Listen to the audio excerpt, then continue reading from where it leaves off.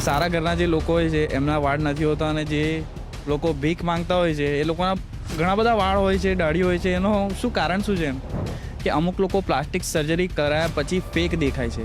તો શું એ ખરાબ સર્જરીનું પરિણામ કહી શકાય? If I want to look like Shahid Kapoor, તો એ પોસિબલ ખરું? એક્ઝેક્ટલી સ્પીકિંગ આ બહુ જ મોટું મિથ છે. Is hair transplant is dangerous, critical for patient? હું તમને એક અલગ રીતે સમજાવી દઉં છું કે કેવી રીતે તમારે હેર ટ્રાન્સપ્લાન્ટનું હોસ્પિટલ ચૂઝ કરવું. 17થી 20 ડેથ ડિક્લેર થઈ ગઈ છે હેર ટ્રાન્સપ્લાન્ટના લીધે. તો એકચ્યુઅલી હેર ટ્રાન્સપ્લાન્ટ પ્રોસેસ છે શું, અને શું ફિમેલ્સ પણ હેર ટ્રાન્સપ્લાન્ટ કરાવે છે? જે એડવર્ટાઇઝમાં આપણે જોઈએ છે આ તેલ યુઝ કરો, આ તેલ યુઝ કરો તો તમારા વાળ નહીં ખરે, એનો કોઈ લોજિક કે પછી તો કયા સેલિબ્રિટીનું ટ્રાન્સફોર્મેશન તમને સૌથી કુદરતી અને પરફેક્ટ લાગ્યું? જેન્યુઅનલી હું કહીશ ને તો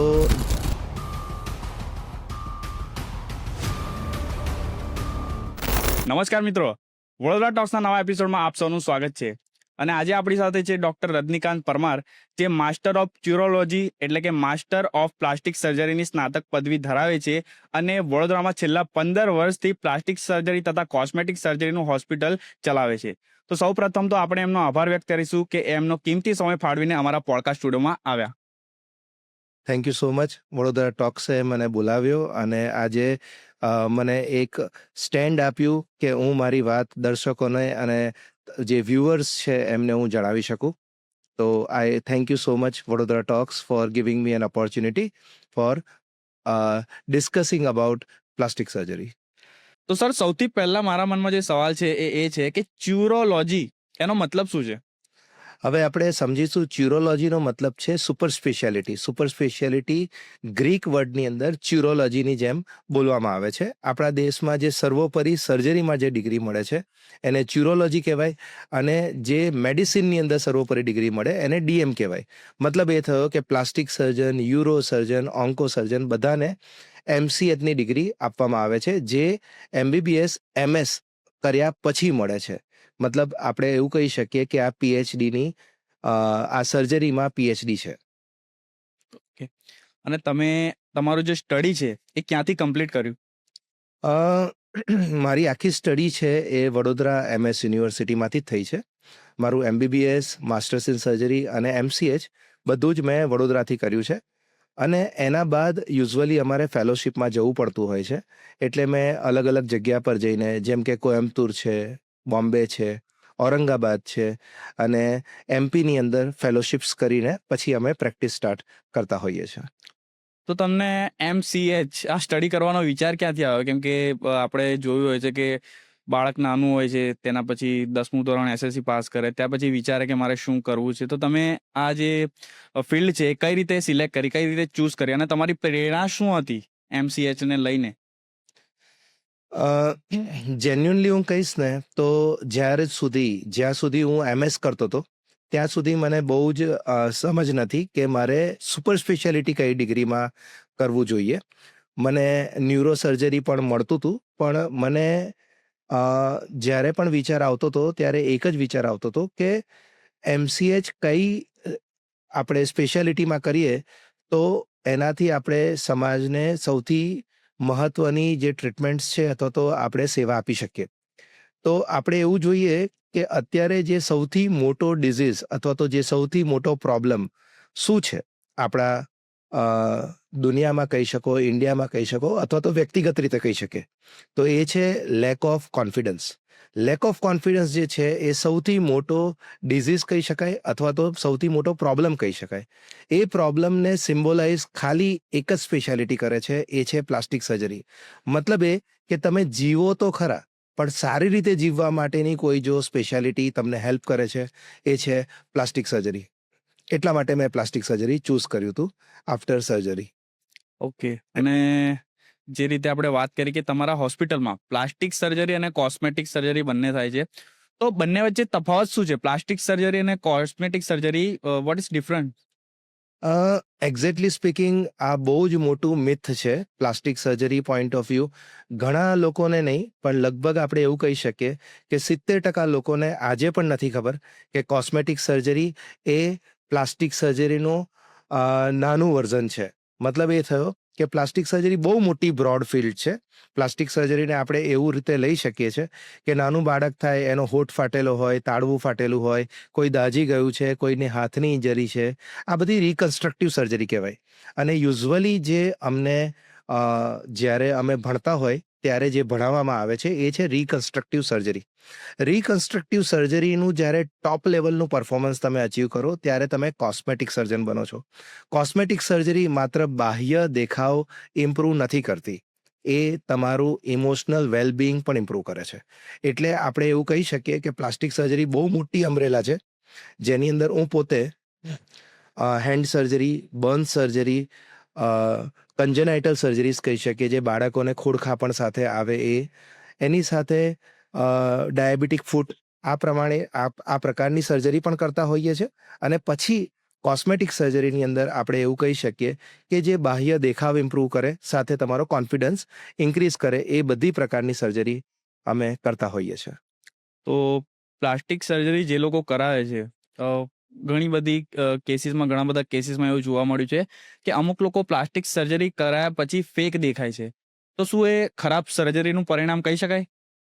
એટલે આપણે જો એ પ્રમાણેની વાત કરીએ તો એમાં સૌથી મોટો જે પ્રશ્ન ચાલુ થાય છે એ છે કે જ્યારે તમારી પાસે પહેલીવાર જ્યારે કોઈ પેશન્ટ કે વ્યક્તિ જ્યારે તમારી પાસે કન્સલ્ટેશન માટે આવે છે, ત્યારે એની રિક્વાયરમેન્ટ, એ શું વિચારે છે, એ સમજવું બહુ જ જરૂરી છે, પહેલી વાત.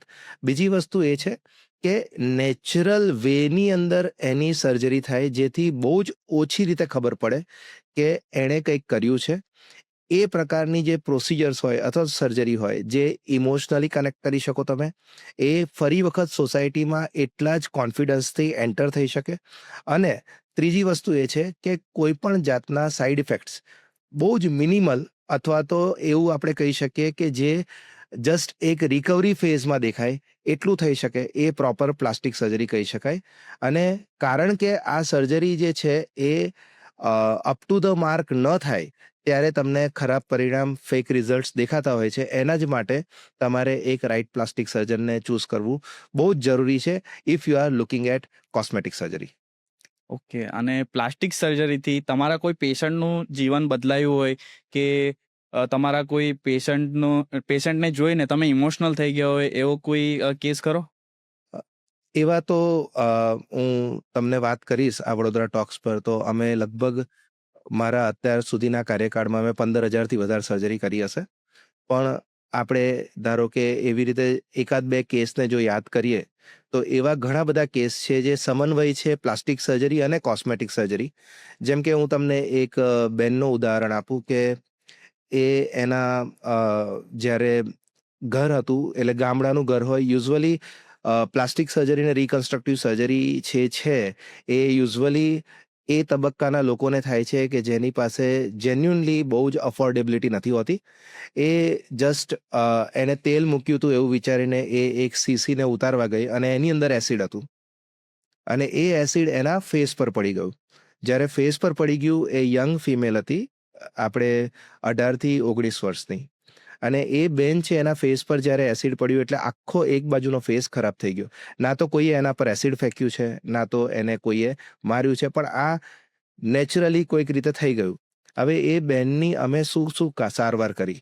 અને અહીંયા આપણે વાત કરીશું પ્લાસ્ટિક સર્જરી અને કોસ્મેટિક સર્જરીનો સમન્વય. તો એની અંદર શું થયું, એ બેનને કે આખી જે સ્કિન દાઝી ગઈ હતી એને અમે રીડ્રેપ કરી નવી સ્કિનથી, સાથે લેઝર્સથી એની સ્કિનને ઇમ્પ્રુવમેન્ટ કર્યું. પછી અમે એની જે આઈબોલ છે, કેમ કે એની આંખ પણ લૂઝ કરી એણે, તો અમે એને પ્રોસ્થેસિસથી આંખને પણ ઇમ્પ્રૂવ કર્યું. એને જે બાજુ પડ્યું હતું, જે બાજુના વાળ જતા રહ્યા હતા, એ બાજુના વાળને અમે હેર ટ્રાન્સપ્લાન્ટ કર્યું, એટલે એના વાળ ફરી વખત આવ્યા. અને આજે એ બેનનું મેરેજ થયું. અને જ્યારે મેરેજ થઈને જ્યારે એ સજોડું આપણા હોસ્પિટલમાં કે ક્લિનિકમાં આવે અને જ્યારે આપણા આશીર્વાદ લે, તો એ આપણે એવું કહી શકીએ કે એ સૌથી મોટું અચીવમેન્ટ છે પ્લાસ્ટિક સર્જરી તરીકે હોવાનું. કારણ કે તમે માત્ર જિંદગી નથી આપતા, જિંદગી આપવી એ એક પાર્ટ છે, કે અમારા સ્ટડીઝનો એક પાર્ટ છે કે તમે એક સારું એમને છે ને ટ્રીટમેન્ટ કરી આપી, પણ એનાથી સારી વધારે ઇમ્પોર્ટન્ટ વસ્તુ છે કે તમે એમને નવું જીવન આપ્યું અને એ એમની જે રૂટીન લાઈફ છે, સોશિયલ લાઈફ છે, એ ફરી વખત જીવવાનું ચાલુ કર્યું. So this was a very very big turning point. પણ આવા ઘણા બધા કિસ્સાઓ છે, ઘણા બધા કેસીસ છે. આપણે કદાચ ડિસ્કસ કરીશું તો આખો એક પોડકાસ્ટ એન પર જશે. પણ આ એક કેસ હું તમને કહી શકું કે જેને આપણે સમન્વય કહીશું, કે જે પ્લાસ્ટિક સર્જરી અને ત્યારે જે કોસ્મેટિક સર્જરી કરવામાં આવે. ઘણીવાર કહેતા હોય કે cosmetic surgery is a failure, કે ખરાબ છે. પણ આ બેન માટે આ કેટલું ફળદ્રુપ થયું હશે એ બેનને જ્યારે પૂછે ત્યારે જ ખ્યાલ આવે. હવે હું તો ફક્ત સાંભળી રહ્યો છું અને સાંભળતાની સાથે હું એ ઇમેજિનેશન કર્યું ને મારા ચહેરા પર સ્મિત આવી ગઈ. તો તમે તો એમની પ્લાસ્ટિક સર્જરી ખુદ કરી છે અને એ બેને તો એક્સપિરિયન્સ કર્યો હશે, તો હું સમજી શકું છું કે તમને કેટલી ખુશી થઈ હશે એઝ અ ડોક્ટર, સર્જન. તો હવે આપણે વાત કરીએ કે સેક્સ ચેન્જ સર્જરી એટલે કે જેને જેન્ડર ચેન્જ સર્જરી કહેવાય, શું એ પ્લાસ્ટિક સર્જરીમાં આવે કે કોસ્મેટિક સર્જરી? આ એક બહુ જ ઊંડો ડીપ ટોપિક છે. સેક્સ રીઅસાઇનમેન્ટ સર્જરી કહેવાય. આ સ્ટેપ બાય સ્ટેપ થતી પ્રોસિજર છે. આ માત્ર બાહ્ય અંગને રિમૂવ કરીને એને ફિઝિકલી બીજા જેન્ડરમાં અસાઇન કરવું એ નથી. અને આપણે એવું કહીશું કે લાઈફનું અલાઇનમેન્ટ કરવામાં આવે છે, જે એમના વિચારો છે. આની અંદર જે સ્ટેપ બાય સ્ટેપ પ્રોસિજર છે એવી છે કે સૌથી પહેલાં એની હોર્મોનલ ટ્રીટમેન્ટ કરવામાં આવે. આપણે એક ઉદાહરણ તરીકે લઈએ કે એક બેન મારા ત્યાં આવ્યા. એ પોતે મેલ છે, પણ એમણે પોતે સ્ત્રીના વસ્ત્ર ધારણ કર્યા છે. એમને હવે ફિમેલ બનવું છે, પણ ફિમેલ બનવા માટે એની અંદર અત્યારે પણ મેલ હોર્મોન્સ છે. માનસિક રીતે એ ફિમેલ છે, ઇન્ટરનલી એ મેલ છે. હવે તમે ઇન્ટરનલી મતલબ કે ફિઝિકલી બાહ્ય દેખાવથી એ મેલ છે. હવે તમે સમજો કે એ જે વ્યક્તિ છે એ એક ટ્રેપની જેમ છે, એક જેલની જેમ છે, કે એને કેટલી તકલીફ પડતી હશે કે જ્યારે પણ એ કોઈ બેન સાથે જશે તો એને અસેપ્ટ નહીં કરે અને મેલ સાથે એમને નહીં ફાવે, કેમ કે એને માનસિક રીતે ફિમેલ છે. તો સૌથી પહેલાં એની હોર્મોનલ ટ્રીટમેન્ટ કરવામાં આવે, જેથી એના ફિમેલ હોર્મોન્સ ઇન્ક્રીઝ કરવામાં આવે. પછી આપણે એની સાયકેટ્રિક ટ્રીટમેન્ટ કરવામાં આવે કે જેન્યુનલી એની અંદર રિક્વાયરમેન્ટ્સ છે કે નહીં. અને ત્રીજો તબક્કો આવે જે અમે સર્જરી કહેતા હોય. એની અંદર પણ બે પ્રકારની સર્જરી આવે, જેની અંદર અમે એવું કહીએ કે રિવર્સિબલ સર્જરી અને ઇરિવર્સિબલ સર્જરી. જે રિવર્સિબલ સર્જરી છે એ સર્જરી આપણે એનો મતલબ એ છે કે આપણે ધારો કે સર્જરી કરી પણ દીધી, પણ કદાચ કાલે ઉઠીને સોસાયટીના ડરથી અથવા તો એમને ફેમિલીના ડરથી એમને એમાં નથી રહેવું, તો એ રિવર્સ કરી શકે છે. અને પછી છેક છેલ્લો તબક્કો છે જે બાહ્ય અંગ રિમૂવ કરીને એને રિયલ જે પણ એને જેન્ડરમાં જવું છે, મેલ છે તો ફિમેલમાં જવું છે તો ફિમેલના સેક્સ ઓર્ગન્સ ક્રિએટ કરવામાં આવે. અને જો ફિમેલ છે અને એને મેલમાં કન્વર્ઝન જોઈએ છે તો એને બિયર ટ્રાન્સપ્લાન્ટ કરવામાં આવે, હેર થોડા ઇમ્પ્રૂવ કરવામાં આવે અને પછી મેલ સેક્સ ઓર્ગન પણ વી ક્રિએટ ઇટ આઉટ. તો આ એક બહુ જ મોટો ટોપિક છે, પણ આ રીતે અમે આ પ્રકારના કેસીસને અપ્રોચ કરતા હોઈએ છીએ. તો સર, તમારો જે જવાબ છે એ સાંભળીને મારો જે ડાઉટ હતો એ ક્લિયર થઈ ગયો, કેમ કે નેક્સ્ટ ક્વેશ્ચન મારો એ જ હતો કે શું સેક્સ ચેન્જ સર્જરીથી ખાલી બાહ્યરૂપ જે છે એ બદલાય છે કે આંતરિક રીતે પણ એ ચેન્જ થાય છે? પણ already my doubt is got clear. તો હવે આપણે વાત કરીએ કે લોકોને સેલિબ્રિટી જેવા ફેસીસ બનાવવા હોય તો શું એ 100% પોસિબલ છે? If I want to look like Shahid Kapoor, તો એ પોસિબલ ખરું? આ અમારી રોજની ઓપીડીની અંદર ધારો કે હું 10 પેશન્ટ જોતો હોઉં તો 3 પેશન્ટનો આ સેમ પ્રશ્ન છે. અને આ પ્રશ્ન બહુ વ્યાજબી પ્રશ્ન પણ છે, કારણ કે આપણે જેમને ફોલો કરીએ, આપણે જેમને જોઈએ, અને આપણે કેમ એવા ના બનવા માંગીએ. તો એમની વાત પણ બહુ જ પ્રોપર છે, પણ હું તમને સમજાવીશ કે આપણું ફેસનું સ્ટ્રક્ચર, આપણો બાહ્ય દેખાવ એ આપણા હાડપિંજર પર પણ ડિપેન્ડન્ટ છે. મતલબ કે મારું નોઝ છે એનું જે સ્ટ્રક્ચર છે એ મારા હાડપિંજર પર પણ શક્ય છે. પ્લાસ્ટિક સર્જનનું કામ તમને કોઈના જેવું દેખાડવું એમાં નથી, પણ તમારી સુંદરતા ઇમ્પ્રૂવ કરવી એમાં છે. હા, અમે એવું કહેતા હોઈએ છીએ કે અમે ઇન્સ્પિરેશન લઈ શકીએ. માનો કે કોઈ પેશન્ટ આવીને કહે છે કે સાહેબ મને નાક જે છે એ પ્રિયંકા ચોપરા જેવું કરવું છે. નો ડાઉટ અબાઉટ ઇટ, એ ખૂબ જ સુંદર નાક બનાવ્યું છે પ્રિયંકા ચોપરાનું, કારણ કે એ નેચરલ ફીલ થાય છે. પ્લાસ્ટિક સર્જરીની ખૂબી જ આ છે. It is plastic surgery. હા, એ જ કહું છું કે ફરી વખત આપણે વાત કરીએ કે બધી વસ્તુને આપણે પ્લાસ્ટિક સર્જરી જ કહીશું. પ્લાસ્ટિક સર્જરીનું નાનું જે વર્ઝન છે એ છે કોસ્મેટિક સર્જરી. તો આપણે એવું કહીશું કે એ સૌથી બહુ જ સુંદર કોસ્મેટિક સર્જરી કહી શકીએ છીએ પ્રિયંકા ચોપરાને, કારણ કે એમનું નાક સમતોલન બનાવવામાં આવ્યું છે એમના ફેસ પ્રમાણે. એવી જ રીતે અમે પેશન્ટને સમજાવીએ કે તમને જો એમના જેવું નાક જોઈતું હોય તો તમારા ફેસ પ્રમાણે જે સમતોલન આકાર આવી શકે છે એ આપણે ક્રિએટ કરીશું, તો you will look better in your version. મતલબ એ છે કે આપણે એમના જેવું કરી શકીએ છીએ એક ઇન્સ્પિરેશન લઈને, નહીં કે આબેહૂબ એક્ઝેક્ટ એમનો દેખાવ બનાવવો એ ખોટું પણ છે અને અયોગ્ય પણ છે, અને ઘણીવાર એની અંદર જ કોમ્પ્લિકેશન્સ ઊભા થઈ શકે છે. તો તમે મને કીધું ત્યારે મને ખબર પડી કે પ્રિયંકા ચોપરાની પણ સર્જરી જે છે એ પ્લાસ્ટિક સર્જરી થઈ છે. તો એવું માની શકાય કે ઘણા બધા એક્ટર એક્ટ્રેસ જે છે એ આ વસ્તુ કરાવતા જ હોય છે. હું તમને આનો આન્સર એવી રીતે આપી શકું કે ધારો કે તમે મેડિસિન્સ લેવું, ઘણી બધી મેડિસિન્સ પણ હોય છે, ટેબ્લેટ્સ હોય છે, સિરમ્સ હોય છે, ઇન્જેક્શન્સ હોય છે, ફિલર્સ, બોટોક્સ. જો આપણે ધારો કે મેડિસિનને પણ કોસ્મેટિક ટ્રીટમેન્ટની અંદર ધારો કે આપણે ગણતરીમાં લઈ લઈએ, તો હું એવું કહીશ કે 100% સેલિબ્રિટીઝ હોઈ શકે છે કે કોઈ પણ. અત્યારે તો હું તમને એવું કહીશ કે મારી પ્રેક્ટિસ પ્રમાણે જનરલ પબ્લિક પણ અરાઉન્ડ 80% આ ટ્રીટમેન્ટ્સ લઈ રહી છે, અને આ પ્રકારની સર્જરી કોમન છે. અને આ ખૂબ જ સારું છે કે વ્યક્તિ પોતાના કોન્ફિડન્સ વધારવા માટે, પોતાની લુક્સ ઇમ્પ્રૂવ કરીને પોતાની જે આગળની જર્ની છે, પોતાના લાઈફની જર્ની છે, વધારે સારી રીતે સ્ટેબિલાઇઝ વેમાં આગળ વધે છે. તો કયા સેલિબ્રિટીનું ટ્રાન્સફોર્મેશન તમને સૌથી કુદરતી અને પરફેક્ટ લાગ્યું? એવા ઘણા બધા સેલિબ્રિટીઝ છે કે જેમનું ટ્રાન્સફોર્મેશન કુદરતી પણ લાગે છે અને બહુ જ નોર્મલ લાગે છે. એમાં આપણે સૌથી પહેલાં વાત કરીએ તો જેમ મેં નામ લીધું પ્રિયંકા ચોપરા, શ્રદ્ધા કપૂર, અથવા તો ધારો કે આપણે પુરુષમાં જોઈએ તો આપણે સૈફ અલી ખાનને જુઓ તમે, રાહુલ બોઝને લઈ લઈએ કે પછી રોહિત શેટ્ટીને લઈ લઈએ. આ બધા લોકો જે છે જે તમને અત્યાર સુધી અંદાજ પણ નહીં હોય કે એમણે આ પ્રકારની કોઈ પ્રકારની કોસ્મેટિક સર્જરી કરાઈ હશે, એને હું નેચરલ ટ્રાન્સફોર્મેશન કહીશ. આપણે હોલિવૂડ એક્ટ્રેસ જેમ કે એન્જેલિના જોલી છે કે એવા ઘણા બધા એક્ટર્સ છે કે જેને આપણે જોઈએ તો એ બધા એકદમ નેચરલ એટલા માટે લાગે છે કેમ કે એમના કોસ્મેટિક સર્જને એમને એક નેચરલ રીતે, એન્ટી એજિંગ રીતે એમની ટ્રીટમેન્ટ અને સારવાર કરી છે. તો વડોદરામાં છેલ્લા 15 વર્ષમાં તમે ટોટલ કેટલી સર્જરી કરી હશે એપ્રોક્સ? અપ્રોક્સિમેટલી હું ધારો કે એવું કહું, આમ તો અમારી જર્ની ત્યારથી જ ચાલુ થઈ જાય જ્યારથી અમે ભણતા હોઈએ, કારણ કે જ્યારે આપણે પીએચડી ઇન સર્જરી કરીએ ત્યારે ઓલરેડી તમે સર્જન તો છો જ. મતલબ એ થયો કે ધારો કે હું ગવર્મેન્ટમાં જેટલી સર્જરીઝ મેં કરી અને ધારો કે પ્રાઇવેટમાં, એ બધું ભેગું કરું તો લગભગ મેં 15,000 જેટલી સર્જરી આરામથી કરેલી હશે. તો હાલના સમયમાં ઇન્ડિયામાં, ગુજરાતમાં ઓવરઓલ સૌથી વધારે કઈ સર્જરી લોકો કરાવી રહ્યા છે? અ, જો ઇન્ડિયાની વાત કરીએ અને ગુજરાતની વાત કરીએ, આપણા દેશની વાત કરીએ, તો સૌથી વધારે જે અત્યારે પ્રોસિજર અને જે આપણે મિડ લેવલ સર્જરી કહી શકીએ, જે બહુ જ બેઝિક સુપરફિશિયલ સર્જરી છે, કોસ્મેટિક સર્જરી છે, એ છે હેર ટ્રાન્સપ્લાન્ટ.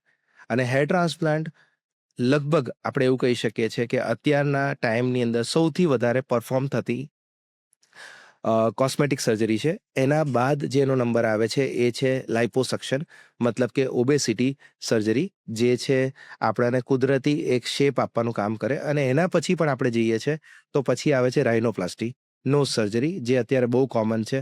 પછી તો ઘણી બધી સર્જરીઝ છે જેના પર આપણે વાત કરી શકીએ છીએ, પણ આ 3 સર્જરી છે બહુ કોમન છે. અત્યારે ડિમ્પલ ક્રિએશન બહુ કોમન છે, બ્રેસ્ટ રિડક્શન, બ્રેસ્ટ ઓગમેન્ટેશન એટલું જ કોમન છે. થાઈ જે છે આપણી, એનું લાઇપોસક્શન કરીને શેપમાં લાવવું એ પણ એટલું જ કોમન છે.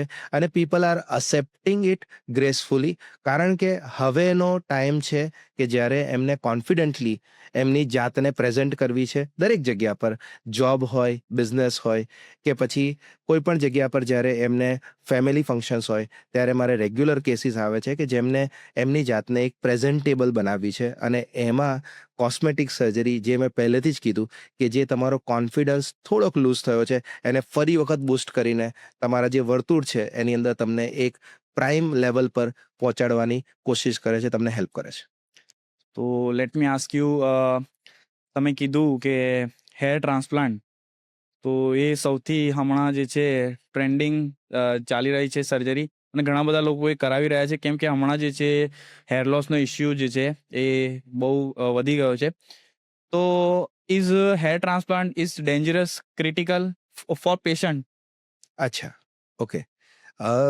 તમારો જે પ્રશ્ન છે એ એટલા માટે બહુ જેન્યુન છે કારણ કે અત્યારે આપણે ઘણા બધા કોમ્પ્લિકેશન્સ પણ જોઈ રહ્યા છે ઇન્ટરનેટ પર સર્ચ કરીએ ત્યારે. એટલે એક ધારો કે યંગ છોકરો છે, 25-30 વર્ષનો છોકરો છે, તો એમના મા બાપ ઓબ્વિયસલી કન્સર્ન રહેવાના છે કે એવું કોઈ મારા બાળક માટે ના થાય. અને ઓલ્ડર એજ છે જેને ઓલરેડી મોર્બિડિટીઝ હોય, મોર્બિડિટીનો મતલબ એ છે કે જેને બીપી છે, ડાયાબિટીસ છે, એની અંદર પણ એક કન્સર્ન્સ ઊભો થઈ જાય છે.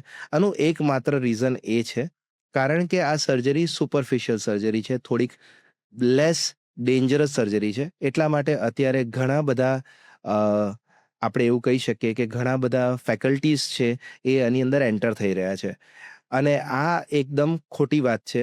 માનો કે આપણે એવું સમજીએ કે આજે આપણે ધારો કે લોજિકલી આપણે વાત કરીએ કે અત્યારે આઈવીએફનો જમાનો છે, તો હું પણ આઈવીએફ કરવા માંડું કે હું પણ બાળકોને મતલબ ઇન અ સેન્સ આપણે શું કહી શકીએ કે ઇન્સેમિનેશન કરીને એમને ડેવલપ મતલબ લાઈક જન્મનું કામ કરી શકે કે ગાયનેકનું મને પણ એવું લાગે કે હું કરવા લાગું, તો એ ખોટી વાત છે. એ જ વસ્તુ અત્યારે હેર ટ્રાન્સપ્લાન્ટ સર્જરીમાં થઈ રહી છે. એટલે હું મારા દર્શકોને કે મારા પેશન્ટ્સને હું હંમેશા એવું કહેતો હોઉં છું કે તમે જ્યારે પણ હેર ટ્રાન્સપ્લાન્ટના ડૉક્ટર ચૂઝ કરો ત્યારે હંમેશા એક એનએમસી ગાઈડલાઇન્સ, એટલે કે national medical commission of India એક ગાઈડલાઇન્સ આપી છે, એ જરૂરથી વાંચો. એને યુટ્યુબ પર સર્ચ કરો, એને ગૂગલ પર સર્ચ કરો, અને એની અંદર વાંચો કે એમાં સ્પેસિફિકલી મેન્શન છે કે ડૉક્ટરનું ક્વોલિફિકેશન શું હોવું જોઈએ જ્યારે તમે હેર ટ્રાન્સપ્લાન્ટ કરાવો ત્યારે. આનું રીઝન એ છે કે અત્યાર સુધી આપણા દેશની અંદર લગભગ 17-20 ડેથ ડિક્લેર થઈ ગઈ છે હેર ટ્રાન્સપ્લાન્ટના લીધે. એટલા માટે કોઈને પણ કન્સર્ન આવે કે આટલું બધું કેમ થયું, એનું રીઝન મેં તમને જેમ સમજાવ્યું, અનસ્ટેરિલિટી હોય, જેમને સર્જરી વિશે ખબર ના હોય, નાના ડૉક્ટર્સ હોય કે જે એવું વિચારતા હોય કે એમને ખાલી હેર ટ્રાન્સપ્લાન્ટ, પણ હેર ટ્રાન્સપ્લાન્ટ માટે જ્યારે દર્દી આવે છે, પેશન્ટ આવે છે કે કોઈ વ્યક્તિ આવે છે, તો એ તમને ખાલી માથું નથી આપતો, એ તમને બોડી આપે છે. અને એ બોડીને પ્રોપરલી ઇવેલ્યુએટ કરવું એટલું જ ઇમ્પોર્ટન્ટ છે જેટલું કે વાળ લાવવા. અને એ જ વસ્તુ માટે એનએમસીએ બહુ સ્પેસિફિક ગાઈડલાઇન્સ બનાવી છે. બીજી એક ગાઈડલાઇન્સ જે એમાં મેન્શન છે એ હું સમજાવવામાં આવીશ, જે બહુ ઇઝી છે. કોઈ પણ દર્શક, કોઈ પણ ક્લાયન્ટ, કોઈ પણ પેશન્ટ માટે બહુ જ ઇઝી છે. આ જે એની અંદર એવું લખેલું છે, man power and infrastructure required to do hair transplant.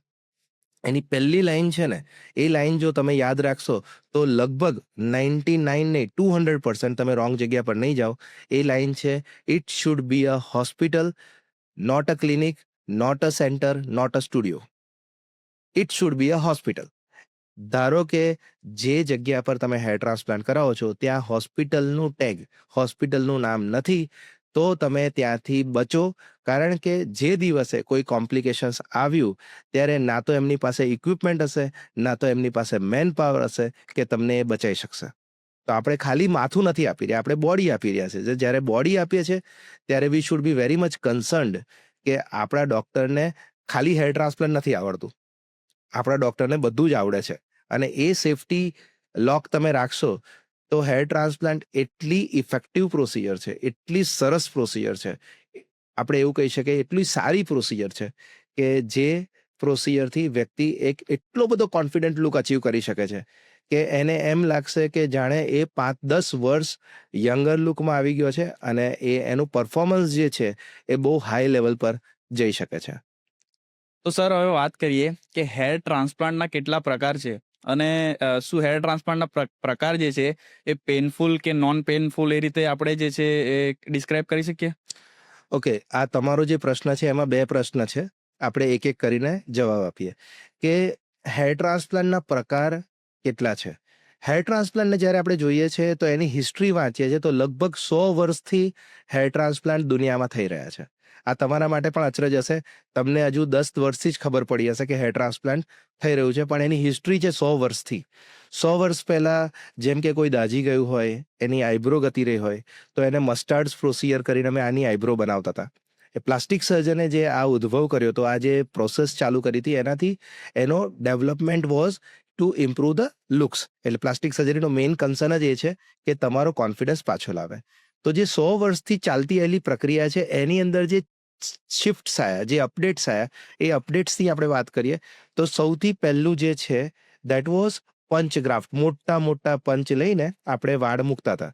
એના પછી એફયુટી નો જન્મ થયો. એફયુટી નો મતલબ શું છે કે પાછળથી આપણે સ્ટ્રીપ લઈએ છીએ, પાછળથી આખી સ્કિનનો એક પટ્ટો લઈ લઈએ છીએ અને પછી એને માઇક્રોસ્કોપથી આપણે ધીરે ધીરે ધીરે અલગ કરીને પછી નાખીએ છીએ.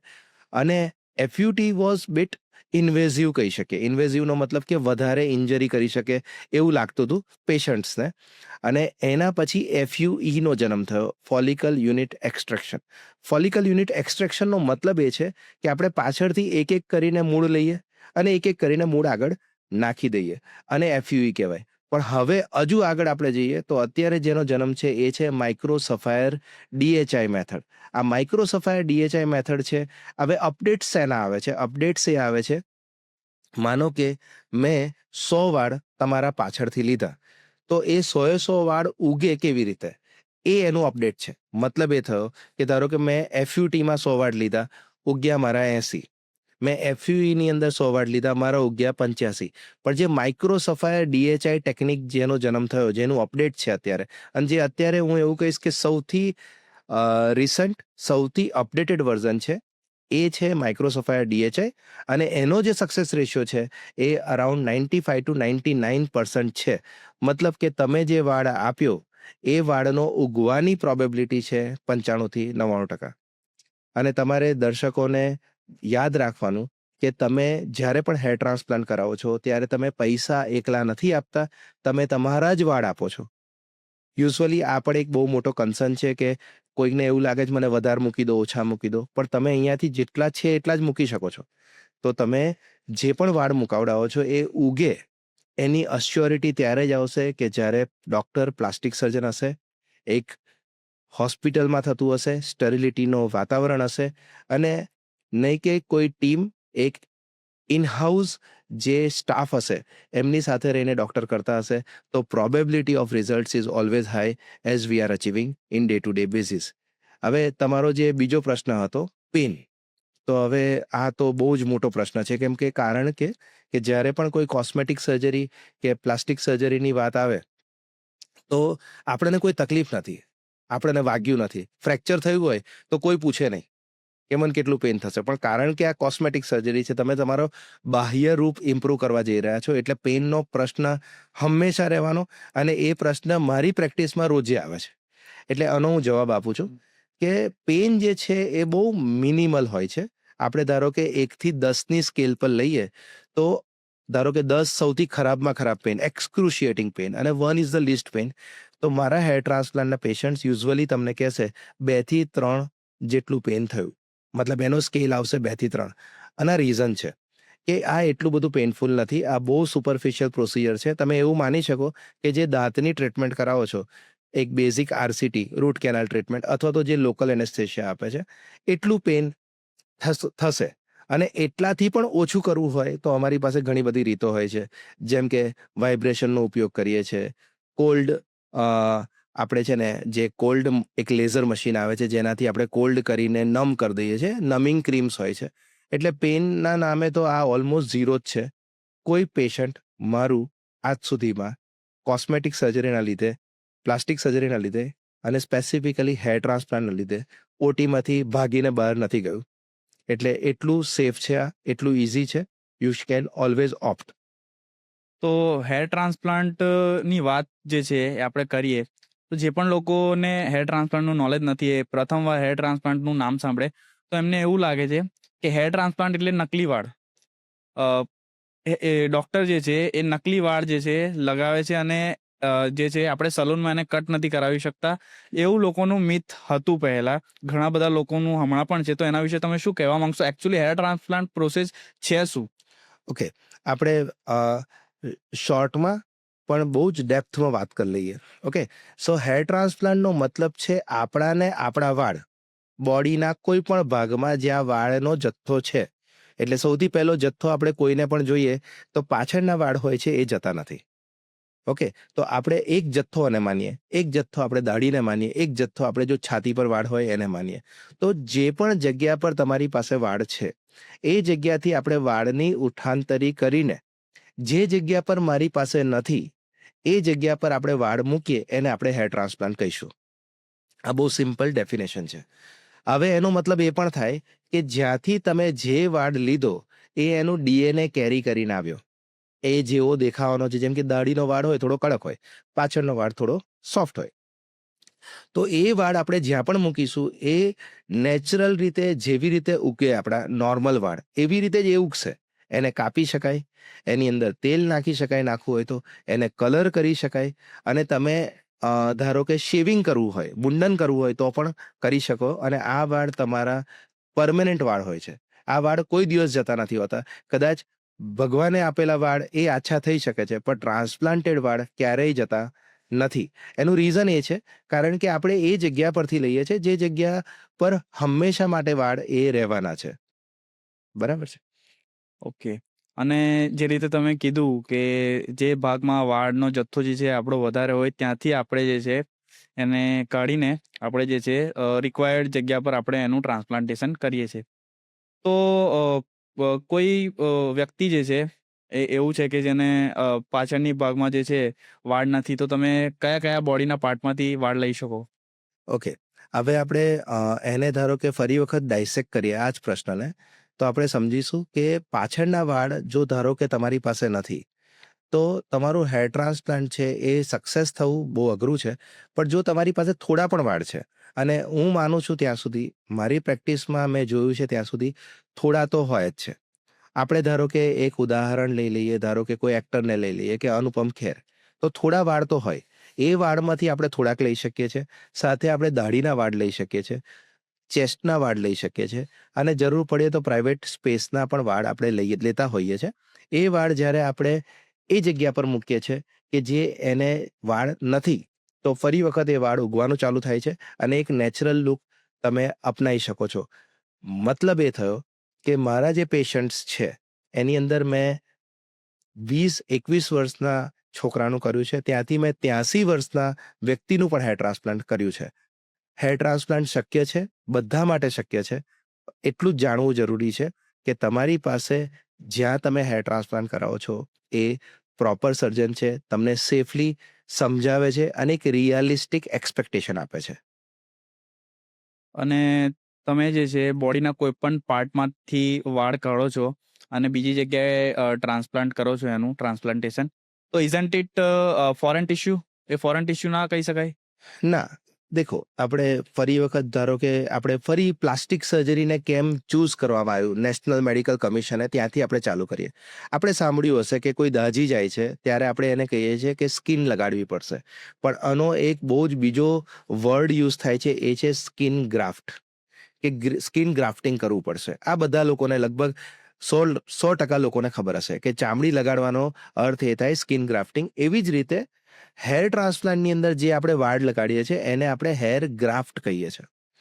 ગ્રાફ્ટનો મતલબ છે કે તમારી જ બોડીનો જે પોર્શન છે એ તમે એક જગ્યાએથી બીજી જગ્યાએ મૂકી રહ્યા છો.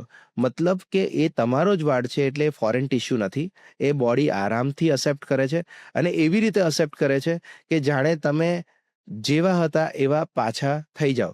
મતલબ કે ભગવાને આપણને થોડાક સ્પેર વ્હીલ્સ આપેલા છે, જ્યારે જરૂર પડે ત્યારે આપણે એને ઉપયોગ કરીને આપણે ફરી વખત પાછા આપણા લુકમાં આવી શકીએ, એની પ્રોબેબિલિટી ઊભી કરી. અને એનો શ્રેય ફરી વખત પ્લાસ્ટિક સર્જરીને મળ્યો કે અમે આ રીતે બહુ લોકોને હેલ્પ કરી શકીએ છીએ. અને જે આપણા ટ્રાન્સપ્લાન્ટેડ હેર હોય એને આપણે લાંબા કરી શકીએ, એમાં જેલ લગાવી શકીએ, વેક્સ લગાવી શકીએ, કે પછી એને સ્ટ્રેટનિંગ એનું કરાવી શકીએ? આ બહુ જ સરસ પ્રશ્ન છે અને જેન્યુઅનલી કહું, તમે બધું જ કરી શકો છો. મારા જ પેશન્ટ છે જેમના વાળ આટલા લાંબા લાંબા છે. મારા જ પેશન્ટ છે ડિફરન્ટ કલર કરે છે. હું ખાલી બ્લેક કલરની વાત નહીં કરું, બ્લુ અને બર્ગન્ડી ને એવા કલર્સ કરે છે. તમે સ્ટ્રેટનિંગ પણ કરી શકો છો. આ આપણા જ વાળ છે. આપણે ખાલી બોરો કર્યા છે એક જગ્યાથી. એટલે તમે આરામથી બધું જ કરી શકો છો એની સાથે, અને એમાં કોઈ જ એને પ્રોબ્લેમ નથી થતો. 100% સેફ છે આ. અને ટ્રાન્સપ્લાન્ટેડ હેર અને આપણે વાત કરીએ ડોનર એરિયાની, તો ડોનર એરિયામાંથી જ્યાંથી આપણે વાળ લીધા એ એરિયા આપણો જતા દિવસે વીક થાય અને આપણા જે એના લીધે પણ ટ્રાન્સપ્લાન્ટેડ હેરમાં ફરક પડે. તમારો પ્રશ્ન છે ને, આ બહુ જ જેન્યુઅનલી એકદમ સારો પ્રશ્ન છે. એનું રીઝન એ છે કે અત્યારનું યંગ જનરેશન છે, અથવા તો જે હેર ટ્રાન્સપ્લાન્ટને સમજતું નથી, અથવા તો એ પ્રોપરલી એનું ઇન્ફોર્મેશન ગ્રેબ નથી કર્યું. તો એના માટે એવું છે કે આપણે જે વાળ અહીંયાથી લીધા, મતલબ કે ડોનર, દાઢી હોય કે બેક હોય, એ વાળ લીધા, એ મારા વાળ મેં અહીંયાથી લીધા, જ્યાં મૂક્યા ત્યાં ઉગ્યા અને ફરી ત્યાં ઉગી જશે. હકીકતમાં એવું થતું નથી. તમારો જે ડોનર છે એ આપણે અલગ રીતે સમજીએ તો, મને 10 રૂપિયા ભગવાને આપ્યા પાછળ, એમાંથી હું 5 રૂપિયા વાપરી શકું છું. 5 રૂપિયા મારે અહીંયા રાખવાના છે. આ 5 રૂપિયા જ્યાં મેં મૂક્યા ત્યાં 5 રૂપિયાની તરીકે ઉગશે, અને અહીંયા જે 5 રૂપિયા રહ્યા એ 5 રૂપિયા ત્યાં રહેશે.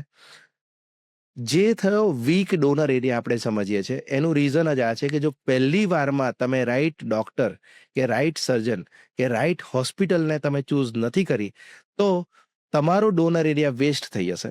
અને ડોનર એરિયા વેસ્ટ થઈ ગયો તો તમારા માટે હેર ટ્રાન્સપ્લાન્ટ કરવું મુશ્કેલ નહીં, અશક્ય છે.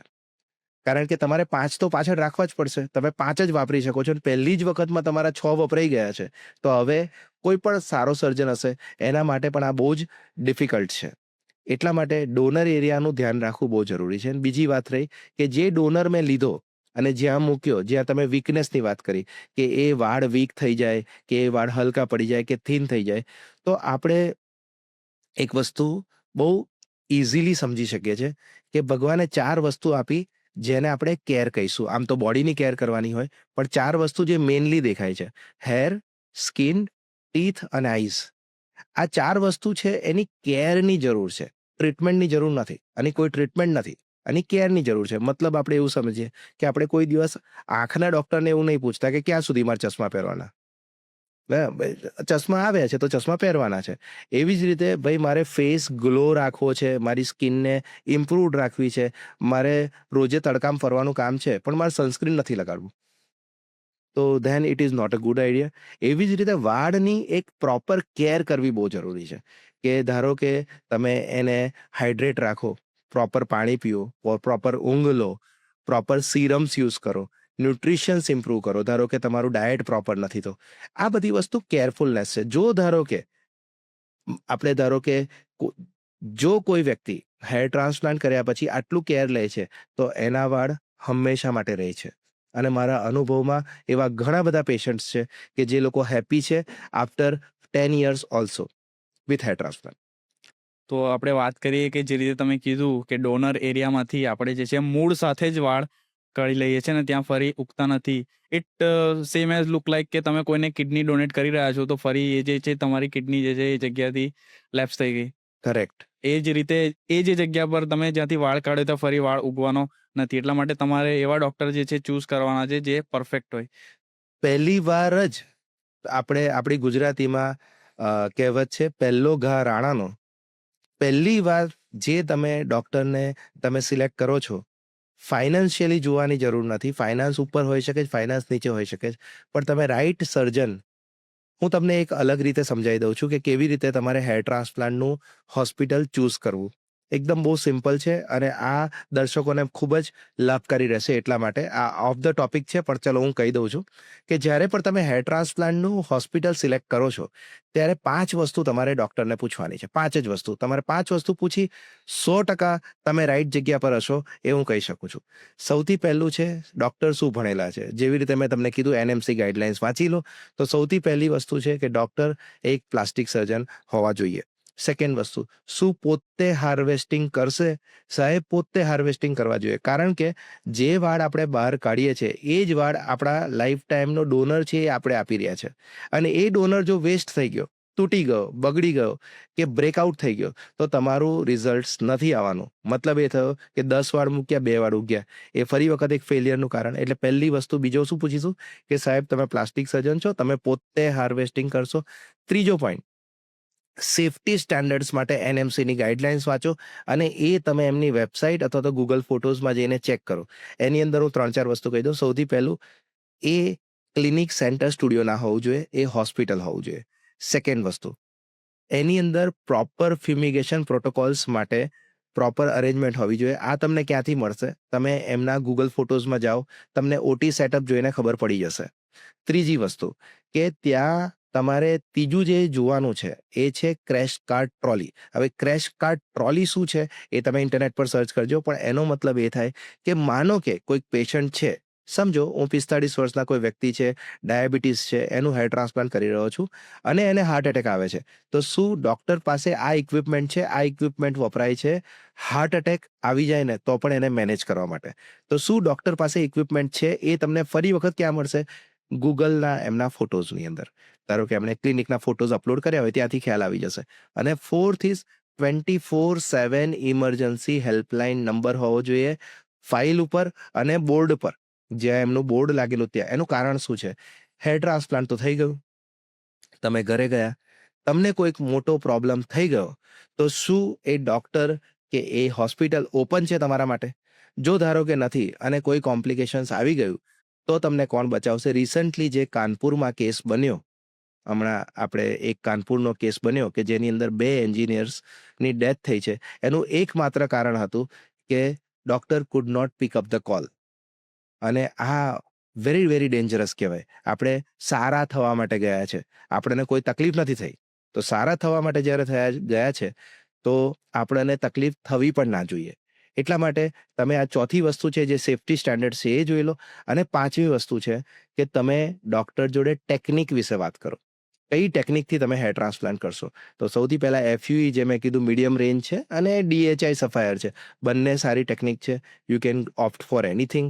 But the thing is that જો તમે થોડુંક અફોર્ડેબિલિટીમાં હોય, તમને એવું થતું હોય કે લાઈફમાં એકવાર મારે હેર ટ્રાન્સપ્લાન્ટ કરવું છે, તો હું તમને સજેસ્ટ કરીશ માઇક્રો સફાયર ડીએચઆઈ ટેકનિક ચૂઝ કરજો. જો એ સાહેબ કરતા હોય, પોતે કરતા હોય, તો 100% તમે ત્યાં જઈને કરાવી શકો છો અને તમારું રિઝલ્ટ 100% આવશે, એ હું અહીંયા બેસીને ગેરંટી લઈ લઉં છું.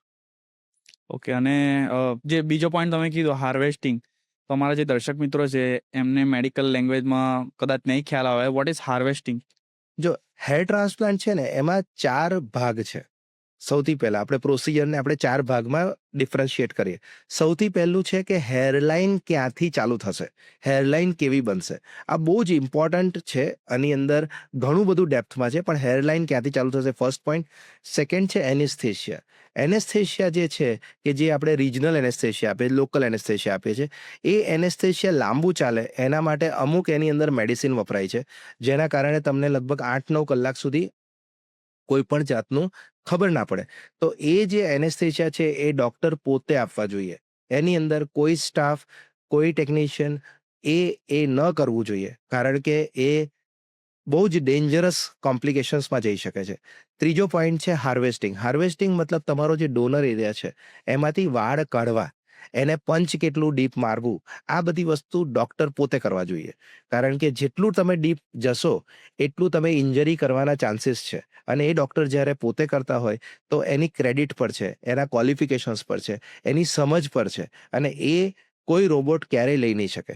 એટલે એ આપણે હંમેશા પૂછવાનું કે ડૉક્ટર તમે પોતે હાર્વેસ્ટિંગ કરશો. Fourth is implantation. ઇમ્પ્લાન્ટેશન એટલે હાર્વેસ્ટિંગ તમને ખ્યાલ આવી ગયો આઈ થિંક, કે વાળ કાઢવા જે ડોનર એરિયા છે એમાંથી. ઓકે. નોર્મલ ભાષામાં જે ડ્રીલ મારીને વાળ હા, જે ડ્રીલ મારીને આપણે વાળ કાઢીએ છીએ એની અંદર અલગ અલગ પ્રકારના મશીન્સ આવે છે. અમે હાઈટેક મશીન્સ યુઝ કરતા હોઈએ છીએ. ઓસિલેટરી મુવમેન્ટ્સ વાળા મશીન્સ હોય છે. પંચ છે એ સફાયર પંચ હોય છે, પણ એને કહેવાય ડ્રીલ મારીને વાળ આપણે એના મૂળથી કાઢવો. ઝાડ હોય એને ચારે બાજુ કોરી નાખો અને ધીરે ધીરે ઝાડને એકદમ સેફલી બહાર કાઢો, અને કહેવાય હાર્વેસ્ટિંગ. પછી આવે ઇમ્પ્લાન્ટેશન. ઇમ્પ્લાન્ટેશન મતલબ કે તમે વાળને જે જગ્યા પર રિક્વાયર્ડ છે ત્યાં મૂકો. આ 4 વસ્તુ જે છે એને આપણે હેર ટ્રાન્સપ્લાન્ટના બેઝિક સ્ટેપ્સ કહીએ છીએ. અને આની અંદર 3 સ્ટેપ્સ ડૉક્ટર પોતે કરતા હોય તો તમારે સેફ છો. તમારું result 100% it is bound to come. Okay. અને હેર ટ્રાન્સપ્લાન્ટથી કોઈ સાઇડ ઇફેક્ટ? હેર ટ્રાન્સપ્લાન્ટ, જો મેં જે 5 પોઈન્ટ્સ કીધા છે, એ 5 પોઈન્ટ્સ કોઈ વ્યક્તિ ફોલો કરે છે, તો સાઈડ ઇફેક્ટ થવાનો ચાન્સ 0 છે. પણ ધારો કે એ ફોલો નથી કરતા, તો હા, એના માટે જે આપણે જોઈએ છે, ઘણા બધા સાઈડ ઇફેક્ટ છે. જેમ કે ઇન્ફેક્શન થઈ જવું, અને માથામાં ચાંદા પડી જવા, કે પછી ફોડલીઓ થઈ જવી, કે ધારો કે એમને ખૂબ જ દુખાવો રહેવો, કે અમુક સમય સુધી એનેસ્થેશિયાવાળો જ ભાગ રહેવો. આ બધી એના કોમ્પ્લિકેશન્સ છે. પણ મેં જેમ કીધું કે તમે આગળનું જોશો તો પછી આ 5 પોઈન્ટ્સ તમે ધ્યાન રાખશો તો આ બધું નહીં થાય. એ 100% છે કે નહીં થાય. પણ નહીં જુઓ તો તમે એના અ, રડારમાં છો, અને પછી કોઈ બચાવી શકે એમ નથી હોતું. તો હેર ટ્રાન્સપ્લાન્ટ સર્જરીથી ઘણા બધા લોકો ગભરાતા હોય છે. તો જે પેશન્ટ તમારા ત્યાં આવે છે અને ઓટી રૂમમાં તમે એમના સાથે કઈ રીતે બિહેવ કરો છો? એવું કોઈ એટમોસ્ફિયર કે જેનાથી એ લોકો ગભરાય ના? અ, તમારી વાત એકદમ સાચી છે, કારણ કે ધારો કે હું મારી પણ સર્જરી કરાવતો હોય તો એક પ્રકારની ગભરાહટ તો મારા રહેવાની જ છે. આના માટે એક એન્વાયરમેન્ટની બહુ જરૂર છે. એની સાથે ઇમોશનલ કનેક્ટ થવાની બહુ જરૂર છે. Person is coming for improvement. એને કોઈ તકલીફ નથી. એ ચાલતા ફરતા આવે છે. અને એના પછી હું તમને એક સ્ટોરી પણ કહીશ. તો એ જ્યારે ચાલતા ફરતા આવે છે, તો એની જોડે જ્યારે તમે ડિસ્કશન કરતા હોય, જ્યારે કન્સલ્ટેશન કરતા હોય, ત્યારે તમે ઇમોશનલી એમની સાથે કનેક્ટ થાઓ છો. એમને સમજાવો છો કે આ જે થોડુંક જે 2 to 3 ગ્રેડનું જે તકલીફ પડવાની છે, એના પછી તમને શું મળવાનું છે. પછી ઘણીવાર અમે વાત કરતા હોઈએ છીએ, જેમ કે અત્યારે યંગ જનરેશન બહુ આવે છે, તો એમના મેરેજના ઇશ્યુઝ હોય, તો એના માટે અમે વાત કરતા હોય, અથવા તો કોઈ ધારો કે ઓલ્ડર એજ ગ્રુપ છે, તો અમે એમને એવું કહેતા હોય કે હવે તમે બદલાઈ જવાના છો, તમારા માટે બહુ મોટા પોસિબિલિટીઝ ઊભી થવાની છે. એટલે ઘણી બધી એવી વાતો હોય છે કે જેની સાથે અમે ઇન્ટ્રિગેટ કરતા હોઈએ, અને પેશન્ટ એકદમ સ્મૂથલી એમાંથી પાસ થાય છે. Second point is safe feel કરાવવું. આ આ જવાબદારી છે એક ડૉક્ટરની, કે પેશન્ટને તમે પેશન્ટ નથી સમજવાનું, એને સેફ ફીલ થવું જોઈએ કે તમે જેમ કે તમે આપણે સમજો તમને તરતા નથી આવડતું, તમે બોટમાં બેસી ગયા છો, પેલો નાવિક છે હલેસા મારે છે, પણ એની જે કન્ડિશન છે એ નાવિક સમજે છે ને એવું કહે છે તમે ચિંતા ના કરશો, આપણે એને પાર લઈ જવાનું છે ડૂબાડ્યા વગર. એ અમે વાતાવરણ ઊભું કરતા હોઈએ છીએ. બાકી એલેક્સા ને મ્યુઝિકલ ઇન્સ્ટ્રુમેન્ટ્સ ને બધું વાગતું હોય એટલે એટલું બધું પ્રોબ્લેમ નથી થતો. તો ઘણા બધા લોકોના મનમાં એ પણ સવાલ હોય છે, એ પણ મિથ હોય છે કે હેર ટ્રાન્સપ્લાન્ટની જે દવા હોય છે એનાથી જે છે નપુંસકતા આવે છે. તો એનું વિશે તમે કંઈ કહેવા માંગશો? તમારી 100%ની વાત છે કે અત્યારે સુધીમાં હેર ટ્રાન્સપ્લાન્ટમાં જે પણ મતલબ જે આ એક બહુ મોટું, હું એવું નહીં કહું કે આ ગેરસમજ છે કે આ રોંગ ઇન્ફોર્મેશન છે. કેમ કે હું એક રીલ જોઈ હતી, હા. એમાં એવું આઈ ડોન્ટ થિંક કે સાચી હશે કે ખોટી હશે, પણ એક માણસ જે છે એવું કહી રહ્યો હતો, એક વ્યક્તિ, કે DHT બ્લોકરની દવા જે તમને આપે છે જેનાથી નપુંસકતા આવે છે, and it was he was not doctor, એ કન્ટેન્ટ ક્રિએટર હતો. તો મારે તમને પૂછવું છે કે DHT બ્લોકર શું છે? શું ખરેખર એનાથી નપુંસકતા આવે? ઘણા બધા લોકોના મનમાં સવાલ હોય છે, અને એ રીલ પર ઘણા બધા વ્યૂ ગયા હતા. તો શું એ વાત સાચી હશે?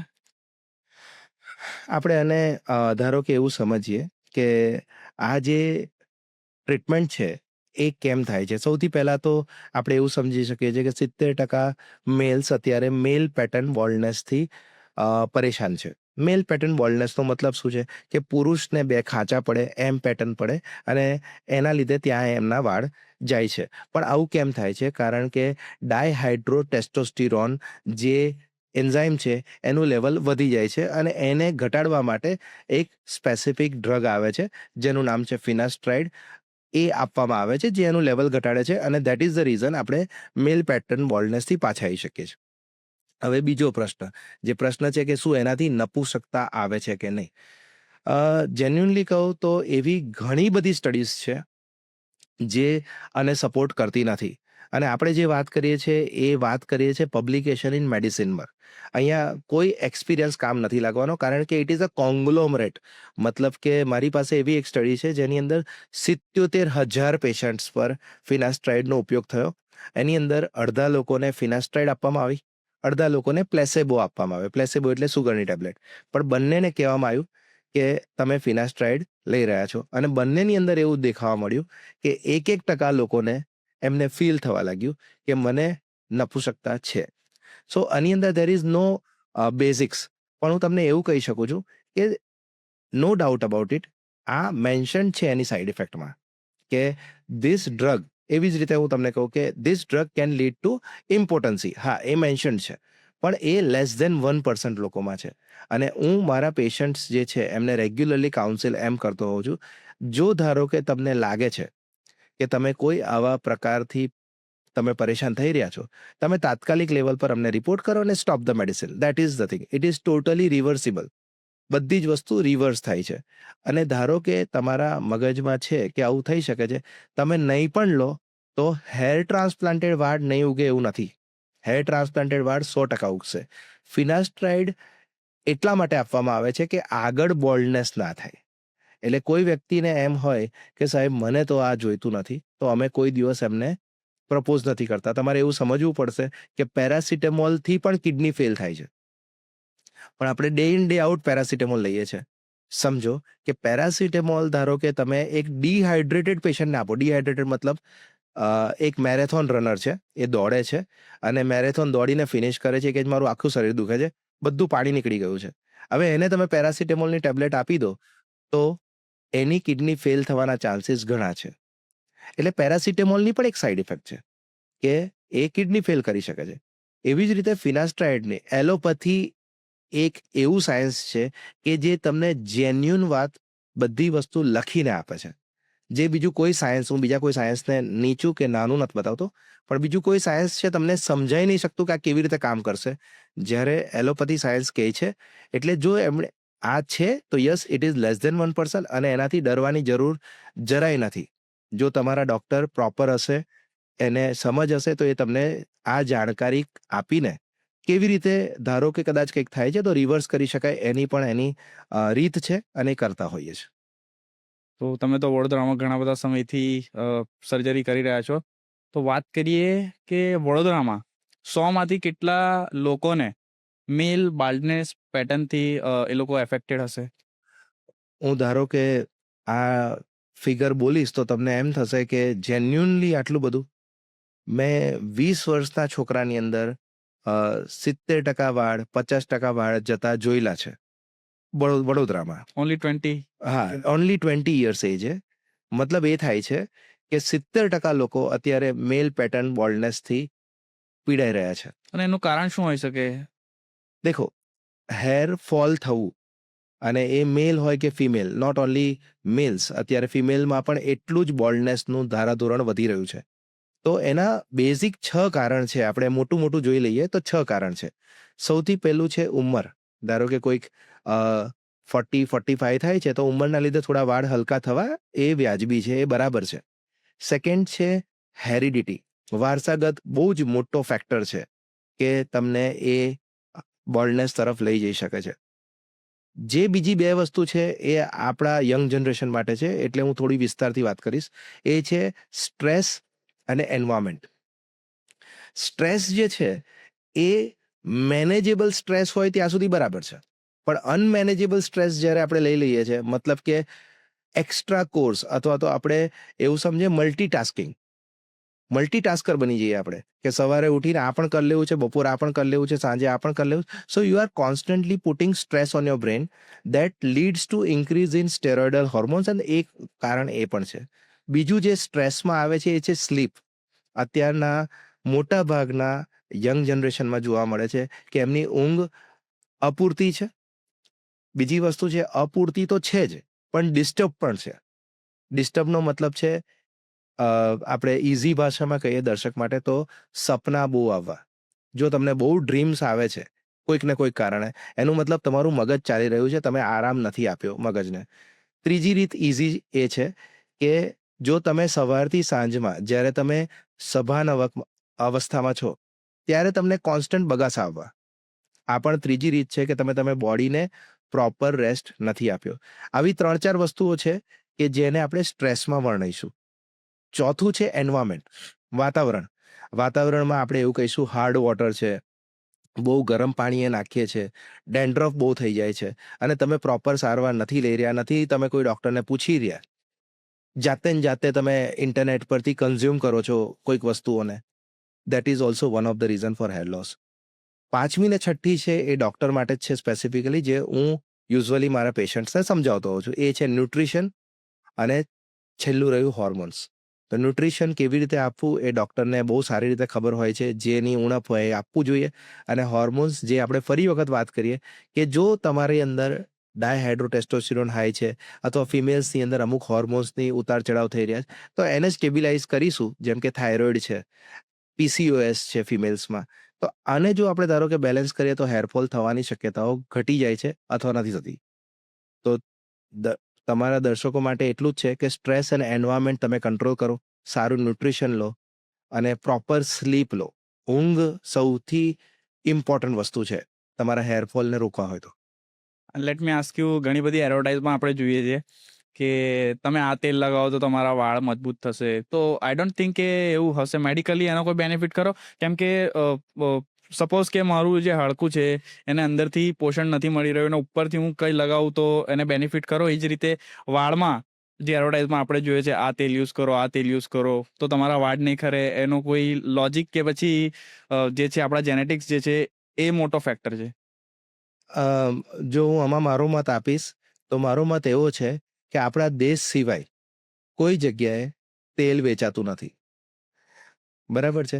આપણા દેશ સિવાય આપણે કોઈ દિવસ મારિયા શેરોપોવા છે કે પછી આપણે બોરિસ બેકર છે, ટેનિસ પ્લેયર્સની વાત કરું છું, એમને તેલ નાખીને આવેલા હોય એવું આપણે જોયું નથી. બરાબર છે. કે માર્ક ઝુકરબર્ગ છે તેલ નાખે એવું નથી જોયું ને. એનો મતલબ શું થાય છે કે તેલ જરૂરી નથી, પણ એ સ્ટાઇલિંગ માટે આપણા દેશમાં આપણે વાપરી શકીએ છીએ કે થોડું તેલ લગાડ્યું, થોડું પાણી લગાડ્યું, it will work like a gel. Okay, so તેલની આવશ્યકતા નથી, તેલ ઇમ્પોર્ટન્ટ નથી. પણ હા, તેલ ક્યાં કામ કરી શકે છે એ પણ હું તમને સમજાવું છું. ઓઇલ જે છે એ મોઇશ્ચરાઇઝિંગ ઇફેક્ટ આપે છે. તમે એને વાપરી શકો છો. ધારો કે તમે હાર્ડ શેમ્પૂ યુઝ કરતા હોય છે, અત્યારે શેમ્પૂઝ અલગ અલગ પ્રકારના મળે છે, બહુ હાર્ડ ડિટર્જન્ટ હોય છે જે તમારી સ્કિનને ડ્રાય કરી નાખે છે.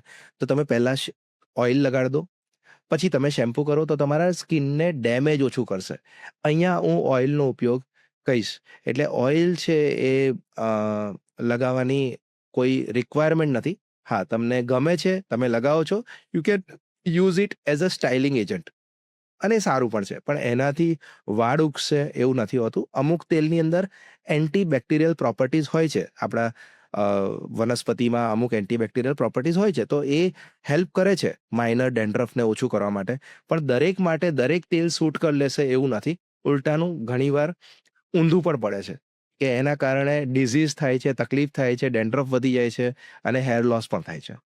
એટલે તમે તમારા ડૉક્ટરને પૂછીને પછી ડિફાઇન કરો કે તમારે જરૂર છે, કરવું જોઈએ, ના કરવું જોઈએ, એવી રીતે. તમે વાત કરી શેમ્પૂની, તો શું ડેલી શેમ્પૂ કરવું જોઈએ? દેખો, ડેલી શેમ્પૂ કરવું જોઈએ કે નહીં એ બહુ જ ડિબેટેબલ ટોપિક છે.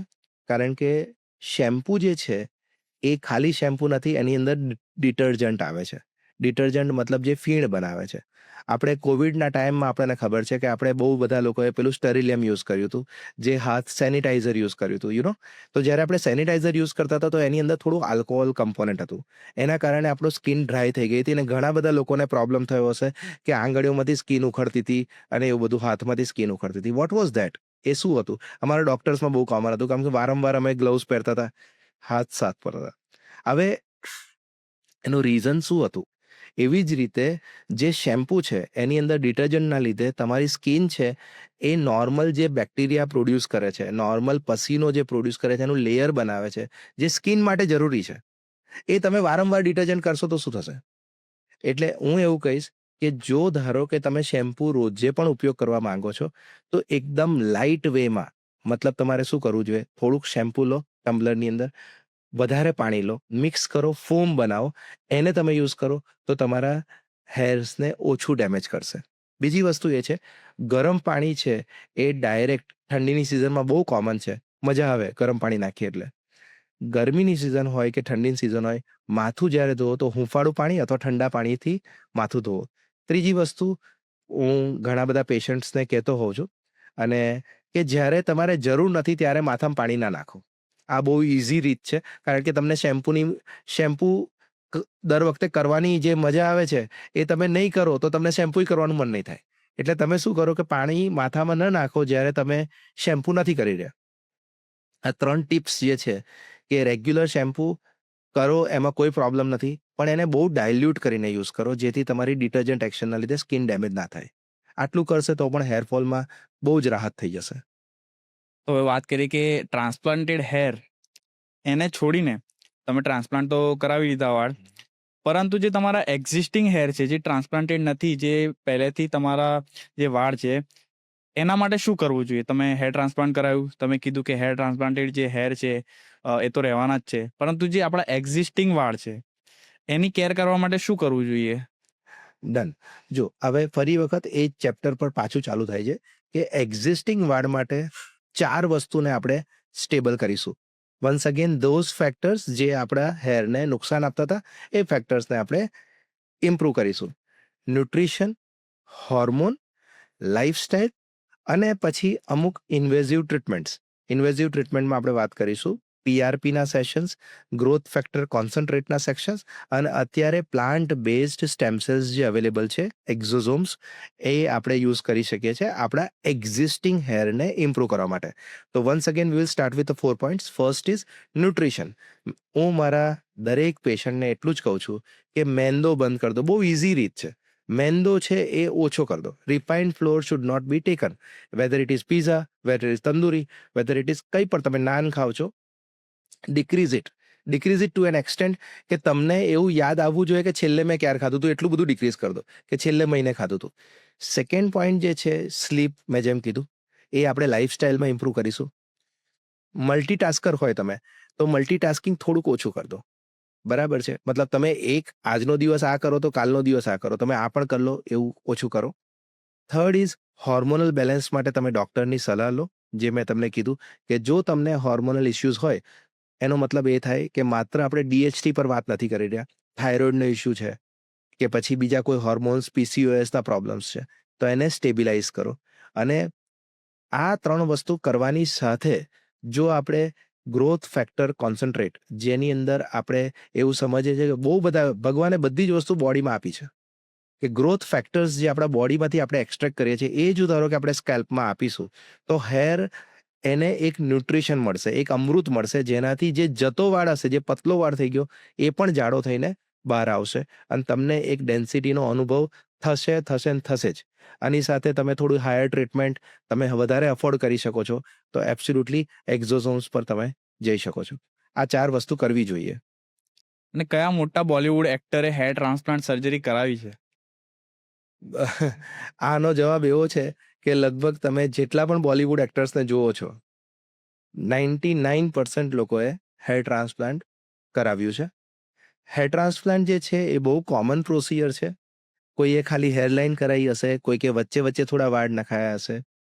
99% લોકોએ હેર ટ્રાન્સપ્લાન્ટ કરાવ્યું હશે. અને વાળ એટલું અગત્ય છે કે આપણો કોઈ એક્ટર એવો નહીં મળે કે જે બોલ્ડ છે. સ્પેસિફિકલી હું હીરોની વાત કરું છું.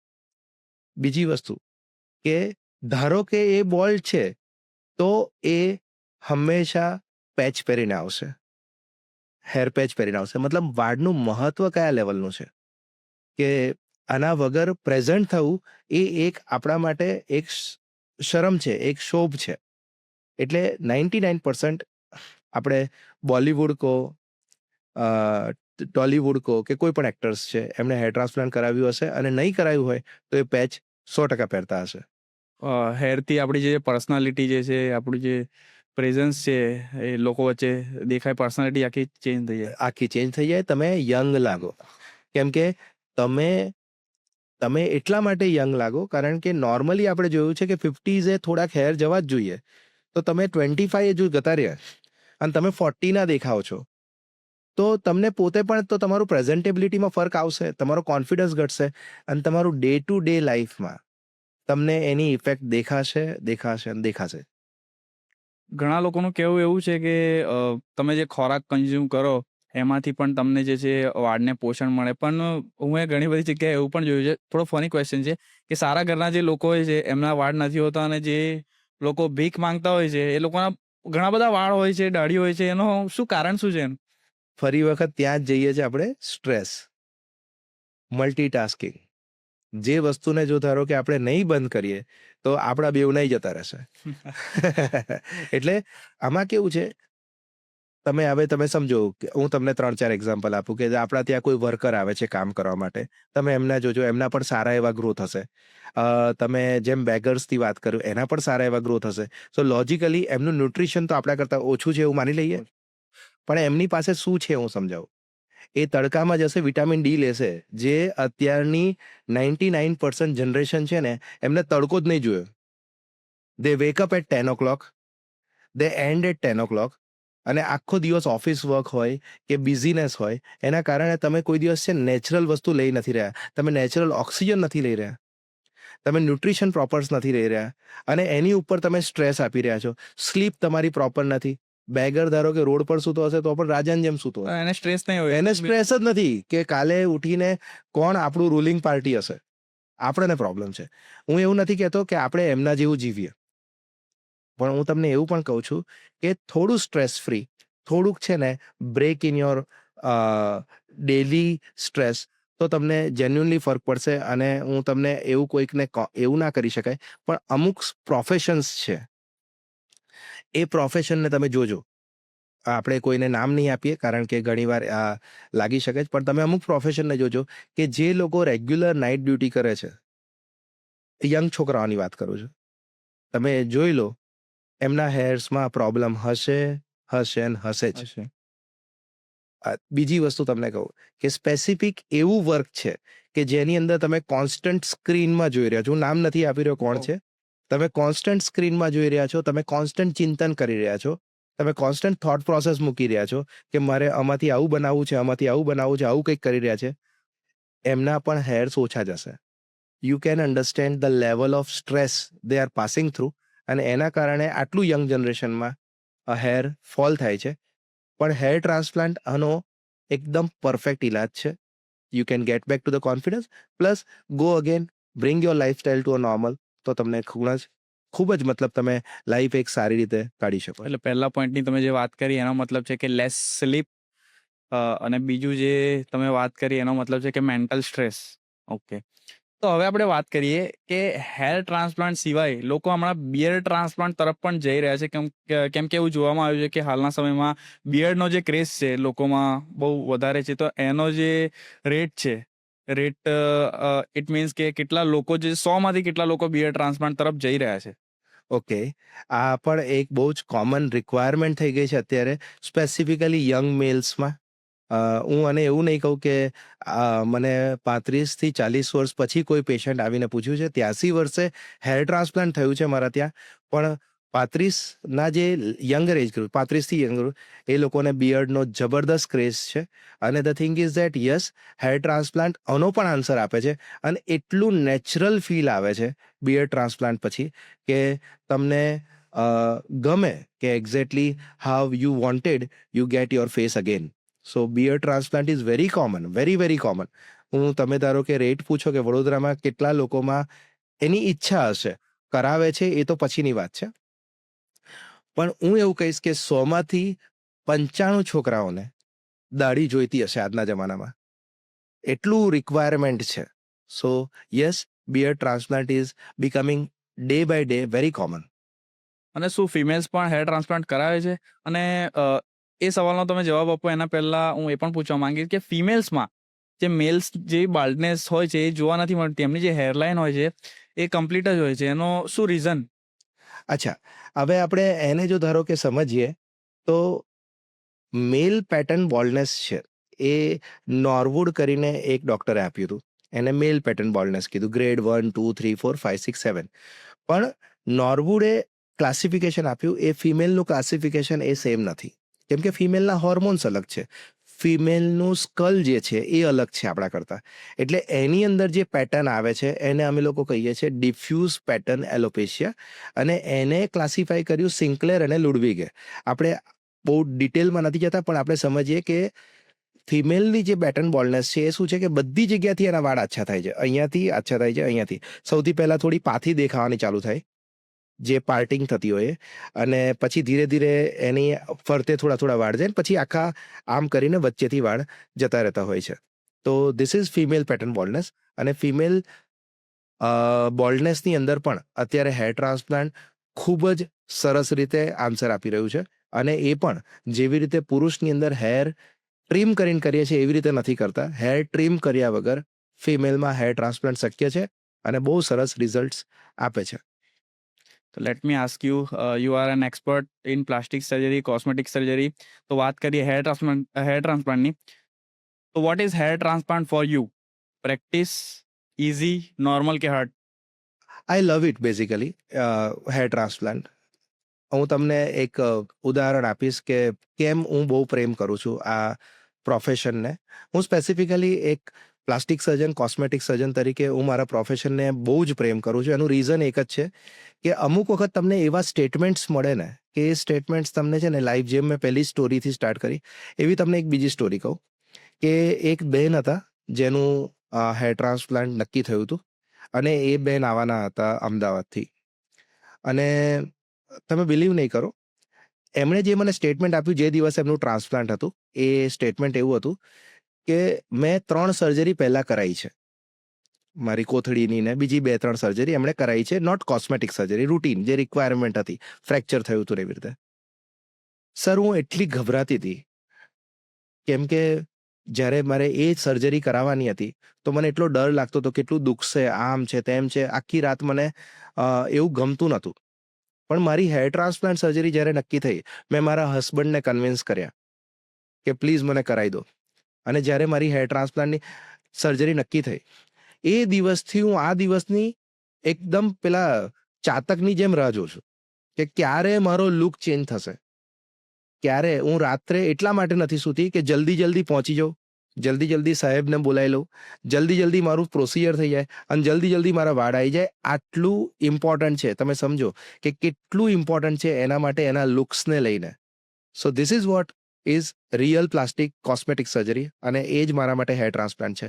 સો આઈ લવ ઇટ ડુઈંગ ઇટ. અને આઈ હોપ કે આપણે જેટલા પણ વધુ લોકો છે એને આપણે સારી રીતે પ્રેઝન્ટેબલ, એમનો કોન્ફિડન્સ વધારીને આગળની એમની લાઈફ સારી જાય એમાં અમને બહુ જ ગમે. કેમ કે જ્યારે પણ ત્યાં મળે તો આપણને ગમે કે they are happy in their profession. તો આજનો જે પોડકાસ્ટ શૂટ થયો, હમણાં જે આપણી જે વાતચીત થઈ એનાથી ઘણું બધું જાણવા મળ્યું. અને હું પણ હવે જે છે મને એવું થઈ રહ્યું છે કે આજથી જલ્દી સુઈ જઈશ, મેંદો જે છે ખાવાનું બંધ કરી દઈશ, સ્ક્રીનની સામે જોતા પહેલા હું ચશ્મા પહેરીશ કાં તો ખૂબ જ ઓછું જોઈશ. અને વિડીયો એન્ડ કરીએ એ પહેલા અમારા દર્શક મિત્રોને તમે જે હેર કેર રૂટીન માટે શું કહેવા માંગશો એ તમે જણાવી દો. તો દર્શક મિત્રો, હેર કેર રૂટીન બહુ કોઈ સ્પેશિયલાઇઝ્ડ કેર નથી. તમે જે 3-4 વસ્તુ આપણે પોડકાસ્ટમાં વાત કરી એના પર જ વાત કરીશું. પૂરતી ઊંઘ લો, ન્યુટ્રિશિયસ ફૂડ લો, બહારનું ખાવાનું ઓછું કરો, પ્રિઝર્વેટિવ્સવાળું ફૂડ ઓછું ખાઓ. અને સૌથી ઇમ્પોર્ટન્ટ વસ્તુ છે કે તમે તમારા માથામાં ધારો કે ઓઇલ લગાવો છો તો લગાવો, પણ શેમ્પૂ પહેલાં લગાવો. ડિટર્જન્ટવાળું શેમ્પૂ હોય તો ઓછું કરો. બની શકે તો તમારા ડૉક્ટરને એકવાર પૂછીને પછી શેમ્પૂઝને યુઝ કરો. કેમ કે દરેક સ્કેલ્પ માટે, દરેક વાળ માટે અલગ શેમ્પૂઝ હોતા હોય છે. અને 5મી વસ્તુ, સૌથી ઇમ્પોર્ટન્ટ વસ્તુ એ છે કે તમે કોઈ પણ જાતની ઇન્ટરનેટ પરથી લઈને કોઈ પણ પ્રોડક્ટને જાતે પ્રયત્ન કરવાનો ટ્રાય ના કરો. કારણ કે ઘણીવાર એ પ્રોડક્ટ્સ તમને હેર ગ્રોથ તો ના થાય પણ હેર ફોલ તરફ લઈ જતું હોય છે અને ઘણા બધા કેસીસમાં ઇરિવર્સિબલ ડેમેજ થઈ જતો હોય છે, ચામડીને, વાળને અને બોડીને પણ. તો હું તમને આટલી જ વસ્તુ કહીશ. ઇવન તમે કલર્સ યુઝ કરો છો તો તમે પ્રોપર ડૉક્ટરને પૂછીને અથવા તો તમે એલર્જી ટેસ્ટ ને એ બધું મતલબ એ બધું ચેક કરીને પછી કરો. કારણ કે તમારા વાળનો લોસ, બીજી વસ્તુ ઘણીવાર સ્ટ્રેટનિંગ, કેરેટિન આ બધી વસ્તુઓ પણ કરાવો છો તો હીટવાળી વસ્તુઓ તમારા સ્કેલ્પ જોડે જવી જ ના જોઈએ. કમસે કમ 5 ઇંચ વાળ છોડીને જ તમે કોઈ પણ જાતની ટ્રીટમેન્ટ કરાવો. કારણ કે વાળ નથી, એ જે સ્કિન છે એનું પ્લેટફોર્મ છે. તમે સ્કિનને ડેમેજ કરી દેશો પછી કોઈ ડૉક્ટર, કોઈ દવા, કોઈ ટ્રીટમેન્ટ તમને પાછા વાળ લાવવામાં હેલ્પ નહીં કરે. તો thank you so much for listening અને થેન્ક યુ. તો દર્શક મિત્રો, તમને પ્લાસ્ટિક સર્જરી, કોસ્મેટિક સર્જરી કે હેર ટ્રાન્સપ્લાન્ટ વિશે કશું પણ જાણવું હોય તો તમે ડૉક્ટર સાહેબના હોસ્પિટલ જઈ શકો છો અને એમના હોસ્પિટલનો જે એડ્રેસ છે હું કોમેન્ટ સેક્શનમાં યા તો મારા ડિસ્ક્રિપ્શનમાં આપી દઈશ. અને ફરી હું ડૉક્ટર રજનીકાંત પરમારનો જે છે આભાર વ્યક્ત કરીશ કે એ જે છે આપણા પોડકાસ્ટ સ્ટુડિયોમાં આવ્યા અને એમનો કિંમતી સમય જે છે ફાળવ્યો અને લોકોને જે છે ઘણું બધું જણાવ્યું. Thank you so much. Thank you so much.